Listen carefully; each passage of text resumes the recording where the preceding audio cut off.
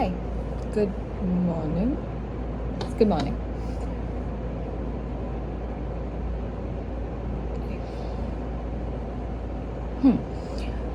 So, I was scrolling through Instagram just for like 5 minutes, little more, but yeah. And I recently have been getting very targeted reels post the West Bengal elections. And I'm not complaining, I'm just saying yeah, I've been getting very targeted Bengal specific reels and how what Bengal was, what it has become, and what can be the path forward. I'm not saying this is not a commentary on the political scenario in Bengal and how it has unfolded, nothing like that. It's about my very personal experience of growing up as a Bengali woman. As I was growing up, of course, I was not aware that such distinctions existed. Like when you're a child, you're not aware of concepts. If you are privileged enough, you're not aware of concepts like xenophobia, racism, sexism. So, up until class 7 or class 8, I think, up until class 7 or class 8, when I was like 12, 13 ish, up until that age, I was not even aware that sexism was still an existing issue. You can say I was privileged, but I grew up in rural Bengal and I went to a public school, like India's version of public school. So it's like not some very fancy, high convent school where people have different rules and restrictions in place. It was nothing like that. It was a very general school, and in rural Bengal, and sexism as a concept was foreign to me until that point. How I came across it was this particular TV series called Sadda Haq, which started airing on Channel V. And through that, I came to know that even today, men and women are treated differently. That women are deprived of opportunities just because they are women. And this was such a wild concept to me. It practically blew my mind that even in today's scenario, because in books and stuff I read, like I used to read in our school books and textbooks, that like this is how the world used to be 50 years ago. I had no clue that outside of my shielded bubble, the world was so very different. And when I say shielded bubble, it's not that my parents kept me in a very sheltered environment. It was not that. I was a latchkey child, so I used to go to school alone, I used to come back alone. So both my parents were working. So I had to go through a lot of daily transactions alone, and never once in that did I feel targeted or discriminated against because I was a woman. Not in school, not at home, where I have siblings, I have cousins, and never did I feel that. Then, that was Sadda Haq was sort of like the eye opener when even then, like I couldn't see those same experiences. I did not live through those experiences because, as I mentioned, my society at large was not designed to think that way. And that's when you think of, I come from a very small town, you have to remember this. As I grew up, I was never particularly aware of the fact that I was a Bengali. Then, as I went to college, my college was also in Bengal, and I came across people from like very different cultures. That was when I was exposed to that. And that is when I realized that there is in fact very prevalent sexism all over the country.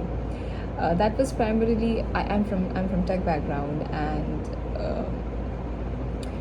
the people that you grew up with, people that you were friends with, people that boys basically, people that you considered your closest friends, they flip very quickly when society does not incentivize them as well as it usually does when society does not benefit them as much, might be the better word, in pursuing their interests and hobbies, and they are deterred from pursuing something on accounts of being a man. When they face this hindrance by themselves, that is when I think a lot of men flip, and they and get this mentality, very childish mentality of hating I would say hating, because what girls used to face in college, because there were diversity hiring options, was nothing short of a very prominent hate from their male peers. So that was my first introduction into sexism as a Bengali. Then, as I grew up more, I moved cities. I changed jobs. I'm now pursuing my MBA, and more it's becoming apparent how much different Bengalis are from the rest of India. And I'm not saying this in a very in a way that I'm gloating. I'm not phrasing it like that. I'm just saying that the way that we have grown up and the way that we have been taught to express our opinions has been very different. For example, me as a person, I bear very strong opinions, and even though by nature, I'm a very introverted person who doesn't talk a lot, who doesn't speak a lot in social situations, but I have seen that in situations when there's a conflict and I have a stand, it has never occurred to me to not take that stand. This is a classic nature versus nurture attribute, nature versus nurture demonstration, where my nature is I'm very introverted, but my nurture or my Bengali upbringing inherently somehow has made me very bold and outspoken, not maybe in regular transactions, but in situations that require me to speak up. For example, I have always grown up. I have grown up, and after growing up, I've realized that I have very um, I can't find the proper word for it, but I have very defined stances, and I'm not going to deflect from them to appease someone. For example, I'm someone who does not shave my bodily hair. So, okay, I don't know if you can see, but it's very apparent. I have hair all over my body, as does any normal human person, and I that has never stopped me from wearing, sleeveless tops or shorts, or revealing, for the lack of a better word, from wearing revealing outfits, because I have not shaved every inch of my body. So I'm not supposed to be a child. I'm not going to appeal to the questionable dynamic of people who are attracted only to people who are like completely shaven, and have, because post some very widely discussed files, I'm sure you might be aware of it. That they have come out, it has become apparent how a lot of men, I say men because that's what the research focused on, how they are inherently attracted to creatures who bear resemblance to children. For example, if waitresses have their hair up in like space buns, or like ponytails and stuff, they get, that's not a is that a ponytail?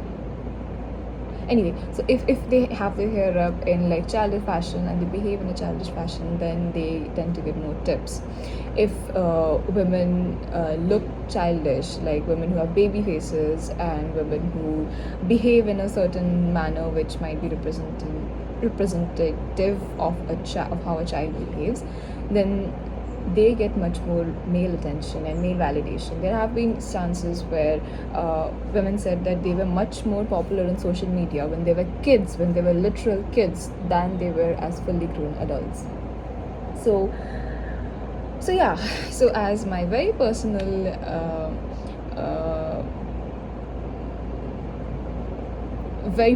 rebellion against this, I did first of all, I did not realize it was a rebellion. That's just how I grew up, and no one really scoffed at me for it. And at Bengal, I can specifically remember, I don't remember ever being gawked at because I was not shaven or my armpit hair was showing or whatever, but here it has happened. And I've made sure to make people feel specifically uncomfortable by wearing sleeveless tops. And at first, I was doing it subconsciously, but now I'm doing it, like, not right now because the weather is very cool, but I do it consciously.